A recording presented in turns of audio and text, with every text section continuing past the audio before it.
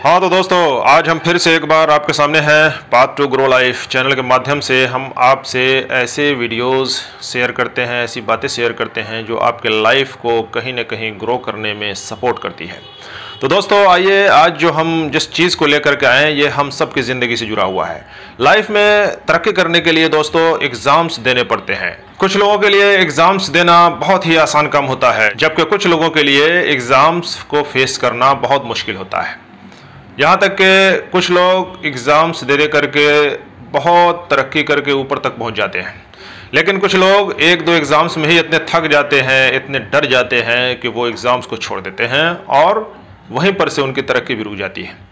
तो दोस्तों, लाइफ में जब तरक्की करने के लिए हमें एग्ज़ाम्स देने पड़ते हैं, चाहे वो एकेडमिक तरक्की हो, चाहे वो किसी प्रोफेशनल तरक्की की बात करें, लाइक एज एकेडमिक तरक्की की बात करते हैं जब, तो इसमें हमारा मैट्रिक से लेकर के ऊपर हम inter, graduation, post graduation, PhD वगैरह जो भी करते हैं, तो हमको हर स्टेप पर एग्ज़ाम्स देने पड़ते हैं। तभी जा कर के हम एक क्लास से दूसरी क्लास, दूसरे से तीसरे बढ़ते जाते हैं।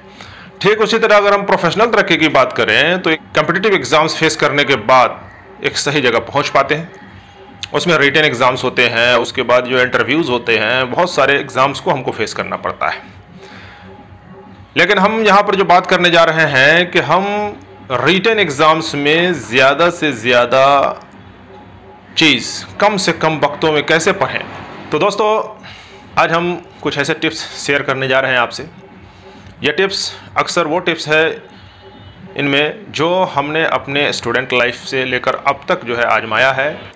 ये ऐसा नहीं है कि हमने किसी और के बताए तरीके को आपसे शेयर कर रहा हूँ।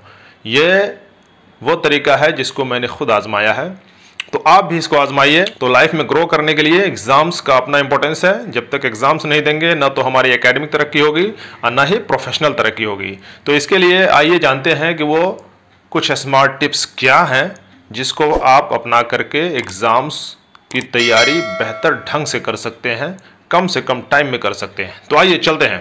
टिप्स नंबर 1, कठिन विषयों को पहले पढ़ें। तो दोस्तों, आप जानते होंगे कि जितने भी विषय आप पढ़ते हैं, चाहे वो एकेडमिक लेवल पे हो, चाहे वो कॉम्पिटिटिव एग्ज़ाम्स की तैयारी कर रहे हैं आप, तो उसमें आपने देखा होगा कि कुछ सब्जेक्ट ऐसे होते हैं जो डिफ़िकल्ट होते हैं, कुछ आपके लिए जो है आसान होते हैं। तो यहाँ पर जो टिप्स नंबर 1 है हमारा, वो ये है कि जो सब्जेक्ट आपके लिए डिफ़िकल्ट है पहले आप उसको जो है पढ़ें। लाइक एज कोई बच्चा अगर मैट्रिक की एग्ज़ाम की तैयारी कर रहा है तो उसको पहले अपने डिफ़िकल्ट सब्जेक्ट को चुनना चाहिए। ज़्यादातर बच्चों के लिए साइंस है, मैथ है, इंग्लिश है, ये डिफ़िकल्ट विषय में आते हैं। और वहीं एसएसटी, उर्दू, हिंदी ये सब की बात करें तो उनके लिए कुछ आसान हो जाता है। और भी सब्जेक्ट होंगे जो उनके लिए डिफ़िकल्ट और ईजी होंगे। तो ऐसे में सबसे पहला काम ये करना है दोस्तों कि जो डिफ़िकल्ट सब्जेक्ट है, सेशन की शुरुआत में पहले हम उसको, तैयारी जब हम शुरू करते हैं तो पहले हम डिफ़िकल्ट सब्जेक्ट को फोकस करें।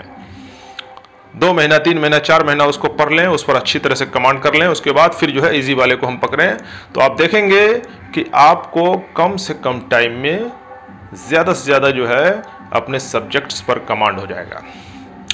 तो आइए चलते हैं, अब हम टिप्स नंबर 2 की बात करते हैं। टिप्स नंबर 2 है इम्पोर्टेंट चैप्टर पहले पढ़ें। तो इम्पोर्टेंट चैप्टर पहले पढ़ें, ये आपको पता कैसे चलेगा कि आपके लिए इम्पोर्टेंट चैप्टर कौन है। तो इसके लिए आपको कम से कम 5-10 साल के प्रीवियस ईयर्स के जो प्रश्न पत्र हैं, क्वेश्चन पेपर हैं, उनको एनालाइज करना होगा। उनका विश्लेषण करने के बाद आप यहाँ पहुँचेंगे कि किन किन चैप्टर्स से ज़्यादा मार्क्स के सवाल पूछे जाते हैं। तो ऐसे में आप जब इसको देख लेंगे तो आपको लगेगा कि हमारे बुक्स में पर्टिकुलर, जैसे सपोज दैट मान लीजिए कि आप साइंस की बात करते हैं, तो साइंस में आप 5-10 साल के पिछले सालों के प्रश्न पत्रों को जब विश्लेषण करेंगे तो आपको लग जाएगा कि किन किन चैप्टरों से कितने वेटेज के सवाल पूछे जाते हैं। तो उसमें आप देखेंगे कि कुछ चैप्टर्स ऐसे होंगे जो बहुत कम इम्पोर्टेंस के होंगे, जिसमें सवाल बहुत कम पूछे जाते हैं, और वहीं जो है कुछ चैप्टर्स ऐसे भी होंगे जिनसे सवाल बहुत अच्छे खासे आते हैं। तो जिनसे सवाल ज़्यादा आते हैं वो ज़्यादा इंपॉर्टेंट हो गया, और जिनसे सवाल कम आता है वो कम इंपॉर्टेंट है। तो आप जिनसे सवाल ज़्यादा पूछे जाते हैं पहले उन चैप्टर्स को पढ़िए, और जिनसे सवाल कम पूछे जाते हैं उन चैप्टर्स को बाद में पढ़ने के लिए रहने दीजिए। उसी तरह जो है सब सब्जेक्ट में यही फार्मूला अपनाइए आप। इस तरह से आप देखेंगे कि आप वही चीज़ पढ़ेंगे जो आपके एग्जामिनेशन पॉइंट ऑफ व्यू से ज़रूरी है, और इसमें आपका जो है उन चीज़ों को पढ़ने में टाइम वेस्ट होने से बच जाएगा जो एग्जामिनेशन पॉइंट ऑफ व्यू से ज़रूरी नहीं है। आप यहाँ पर यह नहीं सोचें कि पूरा सिलेबस को फिनिश करना ज़रूरी है। सभी लोग का ये कहना है कि वो सिलेबस पूरे थॉरोली कोई नहीं ख़त्म कर पाते हैं, तो फिर आप ऐसा क्यों सोचते हैं? ऐसा सोचने से आपका टाइम वेस्ट होगा और आपका जो इम्पोर्टेंट पार्ट्स है उस पर भी अटेंशन कम हो जाएगा। इससे आपका प्रिपरेशन कमज़ोर हो सकता है। इसलिए पॉइंट नंबर 2 याद रखिएगा कि हर एक विषय में इम्पोर्टेंट चैप्टर्स को पहले पढ़ना है। उसके बाद हम बात करते हैं टिप्स नंबर 3, नोट्स बनाने। जी हाँ दोस्तों, नोट्स जो कुछ आप पढ़ते हैं, अगर आप नोट्स नहीं बनाते हैं तो फिर क्या है कि एग्ज़ाम के टाइम में तो पूरा बुक्स आप पढ़िएगा नहीं। जब पूरा बुक्स आप नहीं पढ़िएगा तो आप कमज़ोर रहिएगा। तो सारे बुक को जो आपने तैयारी किया है उसका नोट्स अगर आपके पास होगा तो आपके पास टाइम भी उस टाइम में कम होता है, तो फिर उस नोट्स के ज़रिए आप अपनी तैयारी को जो है कंप्लीट कर सकते हैं और एग्ज़ामिनेशन के दौरान आपको वो नोट्स काफ़ी हेल्पफुल साबित होगा। अब हम बात करते हैं टिप्स नंबर 4 की। टिप्स नंबर 4 है कि आपको फ्रीक्वेंटली टेस्ट देना है। टाइम टू टाइम आपको टेस्ट देते रहना है। आप अपने एक्सपर्ट के ज़रिए तैयार किए हुए क्वेश्चंस को सामने रखते हुए या प्रीवियस ईयर्स के क्वेश्चंस को सामने रखते हुए या ख़ुद से तैयार किए गए कुछ इंपॉर्टेंट क्वेश्चंस चैप्टर वाइज या सब्जेक्ट वाइज को तैयार करते हुए उनका टेस्ट दीजिए। और टेस्ट जो है वो एक डिफरेंट इंटरवल पर देते रहिए। इससे क्या है कि आपके अंदर कॉन्फिडेंस बिल्डअप होगा और आप एग्ज़ाम्स की तैयारी से पहले एकदम आश्वस्त हो जाएंगे कि आपकी तैयारी जो है वो किस दिशा में जा रही है और आप कितने मजबूत हैं, ताकि आप जो है समय रहते हुए अपनी कमज़ोरियों का पता लगा लेंगे और उसको दूर करने का पूरा प्रयास करेंगे। अब हम बात करते हैं टिप्स नंबर 5 की। टिप्स नंबर 5 है कि ऊपर के जो चारों टिप्स हैं उनके लिए आपको कामयाबी उनमें तभी मिलेगी जब आप अपना टाइम टेबल सेट कर लेंगे। तो टिप्स नंबर 5 है टाइम टेबल को सेट करना।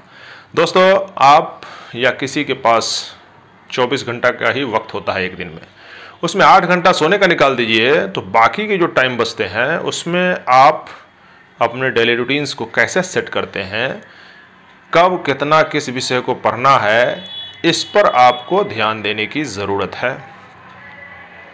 जब तक ये सब आप नहीं करते हैं तो ऊपर के चारों टिप्स किसी काम के नहीं है। इसलिए टाइम टेबल सेट करना निहायत ज़रूरी है।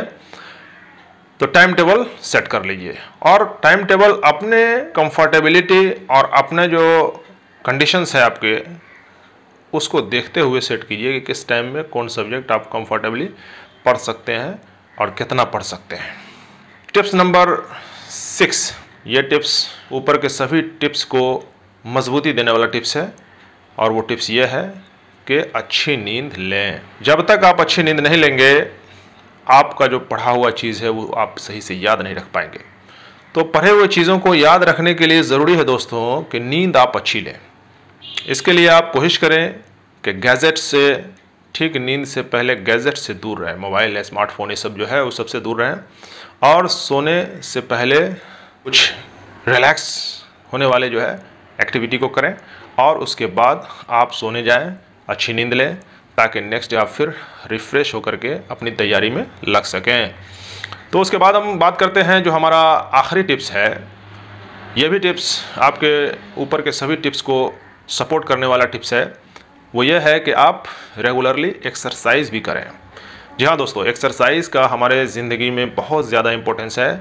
आजकल लाइफ स्टाइल जो है वो ऐसा हो गया है कि हम लोग ज़्यादा से ज़्यादा जो काम है वो बैठ करके करते हैं, आराम के साथ करते हैं, जिसकी वजह से हमारा फिजिकल एक्टिविटी नहीं हो पाता है, जिसकी वजह से हमारा ब्लड सर्कुलेशन ठीक नहीं रहता है और ब्लड सर्कुलेशन ठीक नहीं रहने की वजह से हमारा जो ब्लड प्रेशर है वो भी जो है ऊपर नीचे होता रहता है, जो हमारे तैयारी को प्रभावित कर सकता है। तो इसलिए एक्सरसाइज रेगुलरली करें। वो माइल्ड एक्सरसाइज जो मेडियोकर किस्म के हैं वो एक्सरसाइज करने हैं, लाइक एज आप जो ट्रेडिशनल एक्सरसाइज है, पुशअप्स है, डिप्स है, या फिर जो है सुबह सुबह 2-3 किलोमीटर पैदल चलने वाली बात है, या फिर वो भी नहीं कर सकते हैं तो बैडमिंटन वगैरह खेलने में इंटरेस्टेड है तो बैडमिंटन वगैरह खेलिए।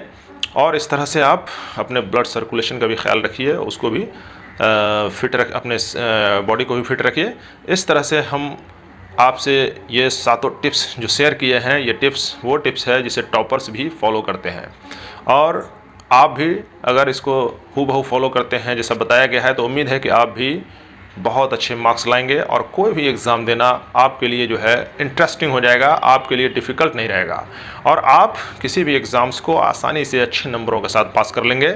और उम्मीद करते हैं कि ये वीडियो आपके लिए बहुत ही काम का साबित होगा और आपको लाइफ में ग्रो करने के लिए तैयार करेगा। So thank you for watching this video.